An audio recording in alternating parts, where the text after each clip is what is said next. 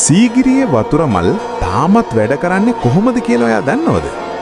මෙහෙකට මෝටර ඕන නැහැ. සීගිරි පොකුණ ඉඳන් එන වතුර පීඩනය නිසා මේ වතුර ඉබේම උඩට විදිනවා. එතකොට ගල මුදුනේ තියෙන පොකුණ ඒක පිරෙන්නේ වැස්සෙන්.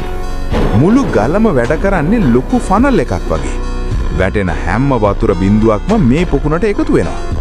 වර්තමාන ඉංජිනේරුවන්ටත් හිතාගන්න බැරි සීගිරියේ ලොකුම රහස තමයි මේ. මේ වතුර මල් වලට වතුර එන මැටි බට අවුරුදු 1500ක් තිස්සේ පුපුරන්නේ නැතුව තියන්නේ කොහමද?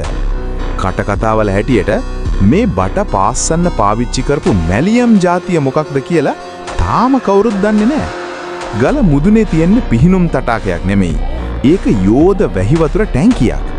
ගල උඩට වැටෙන එක වතුර බිඳුවක්වත් අපතේ යන්නේ නැහැ. ඒ වගේම මේ වතුර සිස්ටම් එක පාවිච්චි කරලා හුලග සිසිල් කරලා රජතුමාට එයා කන්ඩිෂන් පහසුකම දුන්නා කියලාත් කියනවා. මේක මනුස්ස නිර්මාණයක්ද නැත්නම් අපිට අහිමි වුණු වෙනත් තාක්ෂණයක්ද? මේක පුදුම හිතන තාක්ෂණයක් නේද? මෝටර නෑ, කරන්ට් නෑ, ඒත් අවුරුදු 1500ක් පරණ මේ සිස්ටම් එක තාමත් වැඩ.